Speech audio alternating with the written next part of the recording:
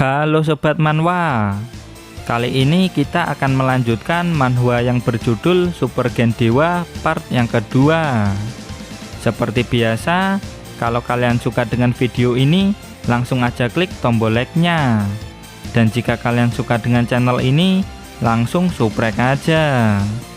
Terus jangan lupa pasang headset, biar nontonnya tambah mantap. Dan tanpa berbasa-basi lagi, ayo langsung kita gaskan ke ceritanya di manhwa period.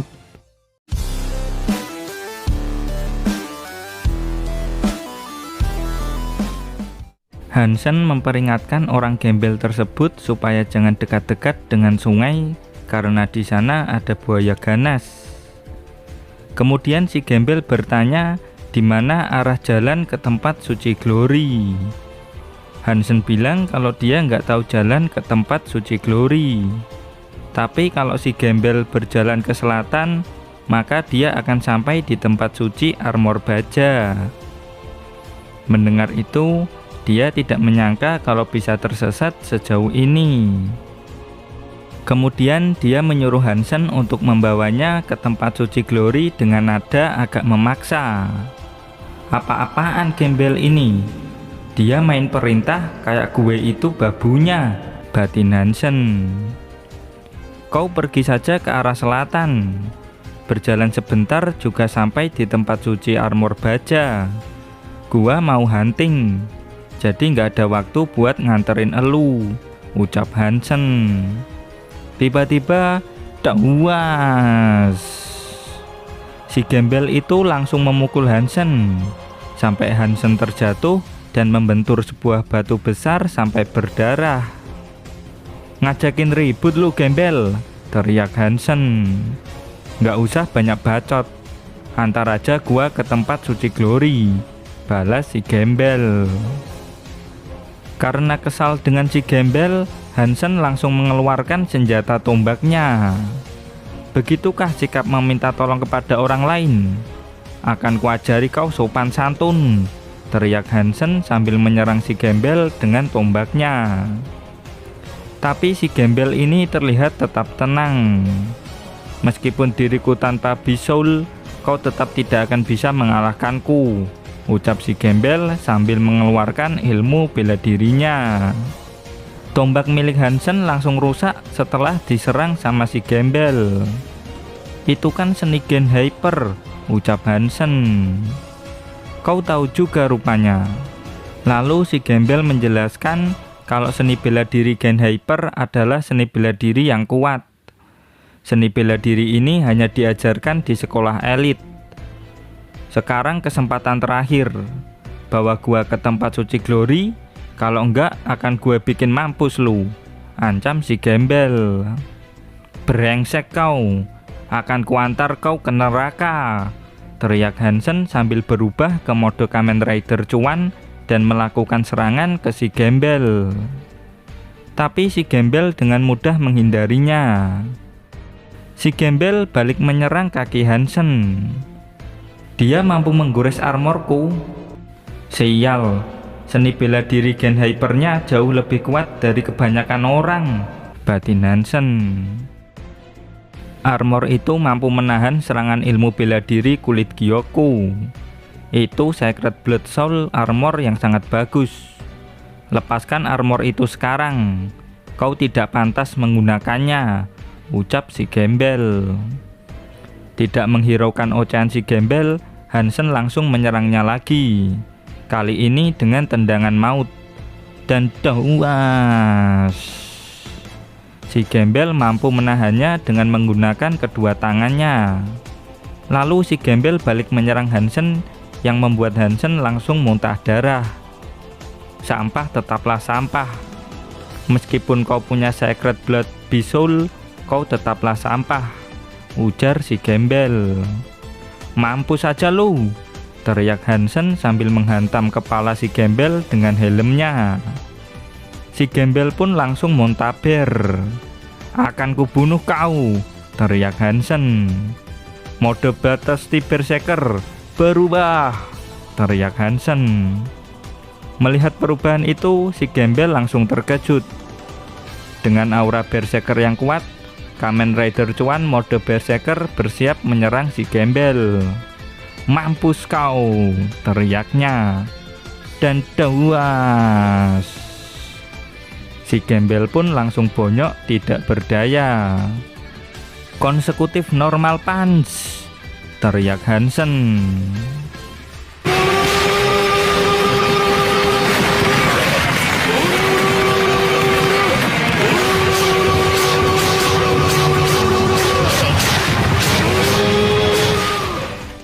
Dan tak lama kemudian, si gembel pun langsung mokat. "Aku benar-benar membunuh seseorang," ucap Hansen yang udah kelelahan. Si gembel ini ternyata sangat kuat. "Jika aku tidak punya mode Kamen Rider, aku pasti sudah mati," batin Hansen.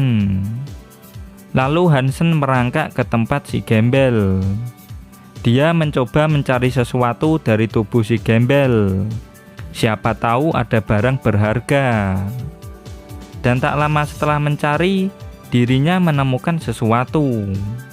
"Ini chip memori apaan?" ucap Hansen yang keheranan. Singkat cerita, Hansen sudah pulang ke rumahnya.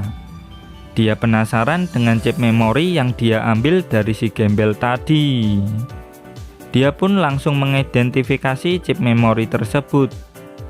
Dan setelah dicek, ternyata chip memori tersebut berisi tentang detail dari seni bela diri kulit giok. Seni bela diri ini termasuk ke dalam seni Gen Hyper Sue Longyan. Tidak kusangka aku bisa mendapatkan seni bela diri Gen Hyper dari si gembel itu. Jadinya aku nggak perlu beli seni bela diri Gen Hyper. Dengan ini aku bisa hemat banyak uang, ucap Hansen dengan perasaan senang. 3 hari kemudian, terlihat Hansen yang sudah menguasai ilmu bela diri kulit giok. Sekarang kulit Hansen menjadi lebih glowing dari sebelumnya. Bahkan suhu tubuh Hansen menjadi lebih dingin dari biasanya. Ini adalah ciri-ciri orang yang menguasai ilmu kulit giok. Aku tidak boleh membawa chip memori ini ke publik. Nanti bisa ada hal yang merepotkanku, batin Hansen. Setelah itu ada yang menelponnya. Itu adalah telepon dari temannya yang bernama Zhang Danfeng. Dia menelpon karena ingin mengajak Hansen buat lihat pertarungan seni bela diri. Ada Han Hao dan Sue Si yang juga ikut bersamanya. Han Hao ini sepupunya Hansen. Karena kesal dengan paman dan bibinya, Hansen jadi males ketemu sama si Han Hao ini. Lalu Danfeng menyuruh Hansen keluar rumah. Dia sudah OTW naik mobil ke rumah Hansen. Shen Tianzi sedang mencari keberadaan Kamen Rider Cuan di seluruh penjuru dunia. Dan karena tidak ada seorang pun yang tahu kalau akulah si Kamen Rider Cuan, harusnya jalan-jalan di luar nggak masalah, batin Hansen. Mereka berempat pun gas pergi ke arena turnamen seni bela diri. Di belakang si Han Hao terus bercerita tentang kehebatan Kamen Rider Cuan kepada Sue Si. Han Hao, kalau kau tahu Kamen Rider Cuan itu adalah sepupumu sendiri, kau pasti langsung iri, batin Hansen. Si Han Hao ini juga pergi ke tempat suci armor baja. Keluarganya juga punya masalah denganku. Apa di sana nanti dia bakal membuat masalah buatku ya, batin Hansen. Masih jauh kah? Tanya Hansen. Enggak, tuh di depan, jawab Danfeng. Akhirnya mereka pun sampai di arena seni bela diri. Di dalam sana, para netizen sedang meneriakkan nama Tang Zhenliu. Netizen pada heboh gini, dia pasti sangat terkenal, ucap Hansen. Iyalah, dia ini peringkat 5 di tempat suci pertama. Namanya tertulis di monumen. Bahkan Kinsuan yang katanya nomor 1 di armor baja saja, namanya tidak tertulis di sana, terang Danfeng. Pertarungan Tang Zhenliu sangat seru. Dia juga mempunyai bisul berserker, tapi auranya berwarna ungu. Beda dari punyanya Kamen Rider Cuan. Bisulnya keren banget jir. Kalau aku punya yang kayak gitu, pasti aku juga akan terkenal, ucap Dan Feng. Halah, masih jauh lebih kuat berserker soulnya Kamen Rider Cuan, ujar Han Ho. Lalu Dan Feng nggak terima kalau idolanya dikatakan lebih lemah dari Kamen Rider Cuan yang cuman bisa mencuri buruan seseorang. Jadi Dan Feng nggak menyukai Kamen Rider Cuan ya?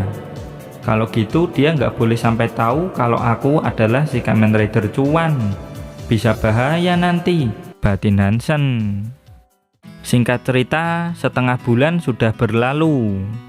Monster buaya primitif yang dia tangkap dulu sudah berevolusi menjadi buaya mutan gigi besi. Sekarang saatnya menemui bocil kacamata itu, ucap Hansen. Malam harinya di lembah Windfall, Hansen mode Kamen Rider Cuan sedang bertransaksi dengan si bocil kacamata. Ini uangnya, 2 juta tunai. Senang berbisnis dengan Anda Bang Cuan, ucap si bocil kacamata. Aku juga senang berbisnis denganmu Cil, ucap Hansen. Oh iya, ada titipan dari Mbak Kin Suwan Bang. Katanya dia berminat dengan bisul Secret Blood dan kapak emasmu Bang. Dia berani membayar mahal Bang, terang si bocil kacamata. Akan kupertimbangkan kalau dia memang mau membayar mahal, balas Hansen sambil berjalan pergi meninggalkan si bocil kacamata. Setelah itu panel berpindah di sebuah goa kecil. Di dalam sana terlihat Hansen yang sudah selesai berburu. Buruan kali ini berjalan lancar. Berkat armor ini, kalajengking kristal di sini tidak bisa melukaiku. Aku bahkan hampir membantai mereka semua, ucap Hansen dengan perasaan senang. Lalu ada sesosok di dalam bayangan yang memanggilnya. Hansen tidak asing mendengar suara itu. Dan ternyata orang itu adalah Kin Suwan. Sedang ngapain dia sendirian di tempat ini? Batin Hansen. Kemudian Hansen pura-pura nggak melihatnya dan bablas berjalan meninggalkan Kin Suwan. Lalu Kin Suwan memanggilnya. Dia minta tolong agar si Kamen Rider Cuan menggendongnya. Masa cewek terkuat di armor baja minta gendong pada aku? Sindir Hansen. Kok buta apa ya? Kakiku ini lagi sakit. Simpati dikit kek, ucap Kin Suwan. Kenapa aku jadi insecure kayak gini? Dia kan gak mengenaliku karena armor ini. Aku bisa memanfaatkan kesempatan ini buat mendapatkan beberapa keuntungan darinya, batin Hansen. Kenapa kakimu bisa terluka begitu? Padahal kau sangat kuat. Apa yang telah terjadi padamu? Tanya Hansen. Ada seekor kalajengking mutan yang diam-diam menyerangku, terang Kin Suwan. Kau jangan mencari keuntungan dariku. Dagger ini tingkat Secret Blood. Apa kau pikir armormu bisa menahannya? Tegas Kin Suwan. Jangan salah paham gitu dong. Kau duluan kan yang minta tolong padaku, jelas Hansen. Cewek ini bisa baca pikiran orang ya, batin Hansen. Kemudian Kin Suwan membuat kesepakatan dengan Kamen Rider Cuan. Jika Kamen Rider Cuan mau menolongnya, maka Kin Suwan akan memberikannya uang yang banyak. Tapi Hansen mode Kamen Rider menolaknya. Saat ini dia belum butuh uang yang banyak. Jadi sebagai gantinya, dia minta 1 bisul tingkat mutan dan mayat kalajengking mutan yang baru saja dibunuh tadi. Lalu di dalam hutan terlihat Kamen Rider Cuan yang sedang menggendong Kin Suwan. Kin Suwan bilang kalau ingin diturunkan di dekat shelter. Tentu saja Hansen mengiyakannya. Soalnya Kamen Rider Cuan adalah buronannya Sentianzi. Si Cuan ini rela memakan semua kalajengking yang tidak bisa dia bawa. Dia lebih memilih kekenyangan ketimbang rugi sedikit ya, batin Qin Xuan. Akhirnya mereka pun sampai di dekat shelter. Lalu Hansen meminta bisul mutannya. Kemudian Qin Xuan menawar bisul Sacred Blood dan kapak emas milik si Cuan sambil memberikan satu bisul kepadanya. Untuk bisul Sacred Blood nggak kujual, tapi buat kapaknya kau bisa mendapatkannya dengan memberiku satu bisul mutan dan uang tunai sebesar 2 juta, terang Hansen. Itu kemahalan. Kapak itu nggak bisa digunakan di luar tempat suci. Kalau mau 6 juta aja nggak pakai bisul, tawar Qin Xuan. Oke, deal. Waktu dan tempat akan ku kasih tahu ke si bocil kacamata. Sampai bertemu lagi, ucap Kamen Rider Cuan sambil berjalan pergi meninggalkan Qin Xuan. Dasar mata duitan, batin Qin Xuan. Singkat cerita, panel berpindah ke tempat suci armor baja. Terlihat Hansen yang sedang berjalan, dan tak lama setelah itu dia melihat Han Hao. Bocah itu pura-pura nggak mengenalnya. Ya wajar aja, soalnya image Hansen di tempat suci armor baja udah hancur. Lalu di sebuah gang, si Han Hao menegaskan kalau selama di armor baja, dirinya dan Hansen tidak saling kenal. Han Hao tidak mau perjuangannya di armor baja banyak halangan gara-gara Hansen yang sudah cari ribut sama Qin Xuan dan Shen Tianzi. Oke, kita adalah orang asing di armor baja ini, tegas Hansen. Halah, di luar sana kau juga nggak akan mengakuiku sebagai sepupumu. Lagian selama ini kita berdua nggak pernah berbagi tujuan yang sama, batin Hansen. Lalu di ruangannya, Hansen sudah mendapatkan banyak uang. Banyak juga nih. Ayo traktir ibu dan Dek Yan makan makanan yang enak, teriak Hansen. Setelah itu Hansen mengajak ibu dan adiknya makan es krim di kafe es krim yang sangat mewah. Alhamdulillah, sekarang kakakku jadi sultan, ucap Dek Yan. Di belakang, si ibu mengingatkan Hansen untuk jangan boros. Tapi Hansen menenangkan ibunya dengan bilang kalau dirinya sekarang sudah bertambah lebih kuat. Jika dia berusaha lebih keras lagi, dia akan bisa menghasilkan uang yang lebih banyak lagi sehingga keluarga kecil mereka akan keluar dari jerat kemiskinan. Kemudian di dalam kafe, lantai satunya sudah full. Jadi Hansen mengajak ibu dan adiknya naik ke lantai 2. Tapi dia langsung dihentikan sama seorang pegawai senior di sana. Pegawai itu bilang kalau lantai 2 hanya untuk selebriti dan bangsawan. Hansen agak nggak terima dengan peraturan itu.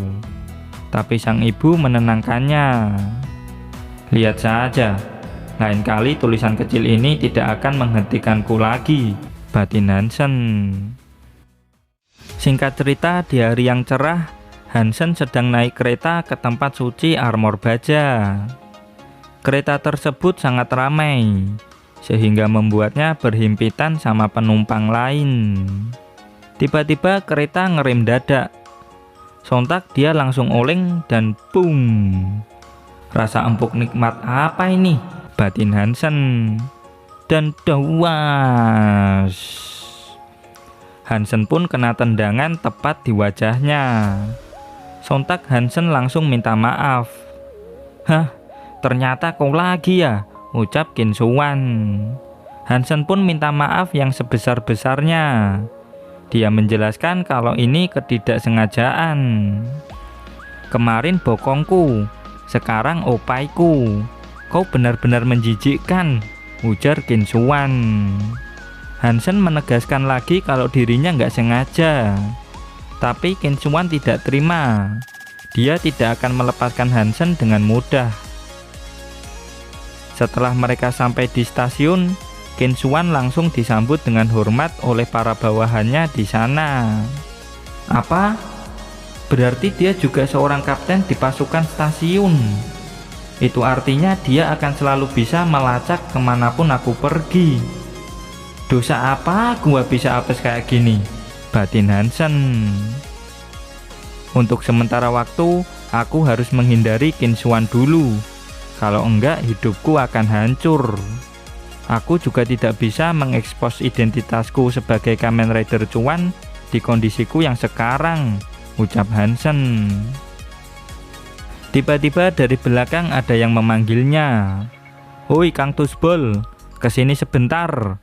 Aku punya kerjaan yang harus kau lakukan, teriak Luo Tianyang, anak buahnya Sentianzi. Lalu Hansen menolaknya. Dia berkata kalau sampah sepertinya tidak cocok bekerja dengan mereka. Tapi Luo Tianyang memaksanya sehingga mau nggak mau Hansen harus ikut dengan rombongan mereka. Di dalam hutan, Sentianzi membawa banyak netizen buat berburu. Mereka semua akan dibayar mahal tergantung hasil buruannya.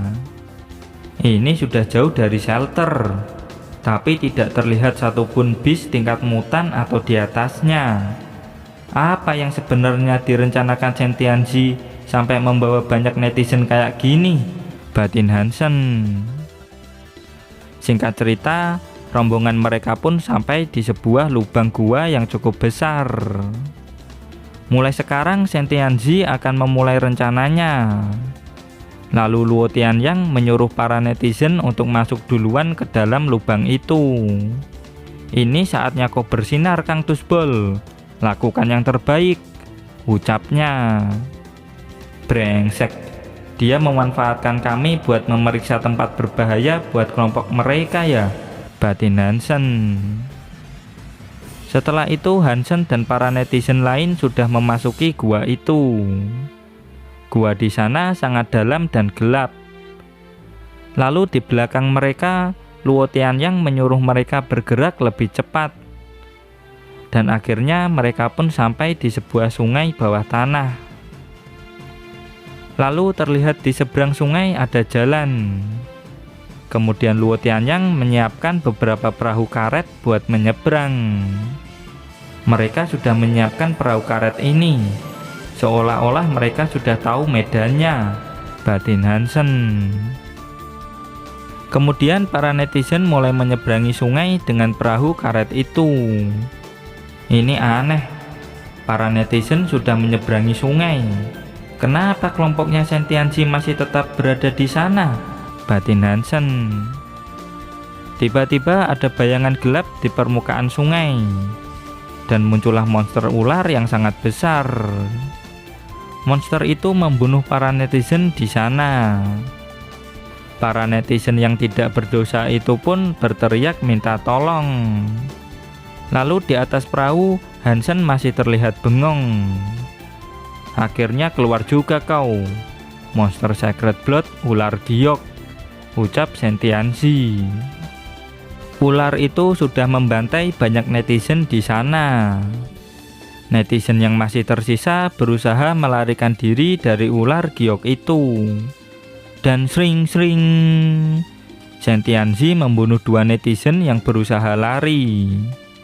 Dia menegaskan akan membunuh siapapun yang berusaha kabur dari gua ini. Mana mungkin kami bisa melawan monster Sacred Blood itu, ucap seorang netizen di sana. Netizen di sana itu goblok apa ya? Lebih baik mencari jalan lain daripada kembali ke tempat Sentianzi, batin Hansen. Ular giok itu sudah tidak terlihat lagi di permukaan sungai. Ini adalah kesempatan buat Hansen dan para netizen untuk menyeberangi sungai. Sial, dia membuat kami jadi umpan ular giok itu ya, batin Hansen yang sangat kesal dengan kelakuan Sentianzi. Apapun yang terjadi, aku tidak akan mati di sini, imbuhnya dalam hati. Dan duas, ular giok kembali menyerang perahu Hansen. Hansen langsung berubah ke mode Kamen Rider Cuan dan menyelam ke dalam air. Dari 34 netizen yang ikut, sekarang hanya tersisa 7 netizen saja. Sekarang ular itu udah kenyang. Saatnya kita menyeberang, bos, ucap Luo Tianyang pada Shen Tianzi. Kemudian Shen Tianzi mulai menyuruh kelompoknya buat menyeberang sungai. Singkat cerita, rombongan Shen Tianzi udah nyampe di seberang. Akhirnya mereka menemukan apa yang mereka cari-cari, yaitu telur ular giok tingkat Sacred Blood. Lalu dia menyuruh 2 orang bawahannya buat mengambilnya. Tiba-tiba si ular giok muncul lagi. Nggak pakai lama, Shen Tianzi langsung bersiap menyerangnya. Begitu juga dengan Luo Tianyang dan para bawahannya. Ternyata Shen Tianzi nggak menyerangnya. Dia cuman mengambil telur ular gioknya dan langsung kabur dari sana sambil menyuruh Luo Tianyang menahan si ular. Lalu Luo Tianyang langsung melempar kedua bawahan tadi ke si ular, yang membuat mereka berdua langsung mokat. Saat berlari, tiba-tiba ada sebuah tangan yang menjegalnya, dan kedua telur itu pun berhasil dirampas oleh si Kamen Rider Cuan. Sontak Kamen Rider Cuan langsung gas kabur dari sana. "Cuan brengsek, ku bikin mampus kau," teriak Shen Tianzi. "Syukurin lu, gua ambil lagi buruan elu," ucap Hansen sambil melarikan diri dari kelompoknya Shen Tianzi. Tiba-tiba di depan dia bertemu dengan ular giok yang lain. "Waduh, kok ada lagi, jir," teriak Hansen. "Berhenti kau, ku bikin mampus kau," teriak Shen Tianzi dari belakang. Lalu terlihat salah satu telur yang dibawa Hansen menetas. "Nih, ambil satu. Ayo kita sama-sama melawannya," ajak si Kamen Rider Cuan alias Hansen. "Apa maksudmu ambil satu? Kedua telur itu milikku. Akan kuambil telur itu dan kubunuh kau," ujar Shen Tianzi yang udah emosi. Tiba-tiba telur yang dibawanya menetas, dan di depannya si ular giok bersiap menyerang Shen Tianzi. "Balik ke sini kau, Cuan brengsek," teriaknya. Singkat cerita, Hansen sudah berada di stasiun. Dia sangat senang karena setelah memakan telur itu, Divine Point Hansen menjadi 13. Dan di depannya tiba-tiba Kinswan muncul, yang membuat Hansen langsung insecure. Kemudian panel berpindah ke sebuah ruang latihan. "Kalau kau menang, aku tidak akan mengganggumu lagi," ujar Kinswan. "Kau kan cewek nomor 1 di armor baja. Gimana caraku menang melawanmu?" ucap Hansen. Lalu Kinswan menjelaskan kalau Hansen bisa bertahan dari 50 pukulan Kinswan, maka dirinya akan membersihkan nama Hansen di armor baja. Mereka berdua juga diperbolehkan menggunakan bisul. Hansen pun setuju. Pertarungan pun dimulai. Kinswan mulai mengeluarkan kuda-kudanya. Dan duas. "Belum mulai, jir," ucap Kinswan. Sorry, tak kirain udah mulai," ucap Hansen. "Haduh, aku cuman mau menyelesaikan ini dengan cepat," batin Hansen. "Mulai sekak dan duas." "Belum mulai toh? Soalnya kau udah bilang mulai," kata Hansen. "Enak banget bisa mukulin dia," batin Hansen. "Ku bunuh kau sekarang juga," teriak Kinswan. Dan duas. Hansen pun dihajar habis-habisan tanpa ampun. Singkat cerita, Hansen keluar dengan keadaan babak belur. Kemudian kita diperlihatkan sama Kinswan yang lagi mandi. Dia tidak menyangka bisa dipukul sama Hansen sampai 2 kali.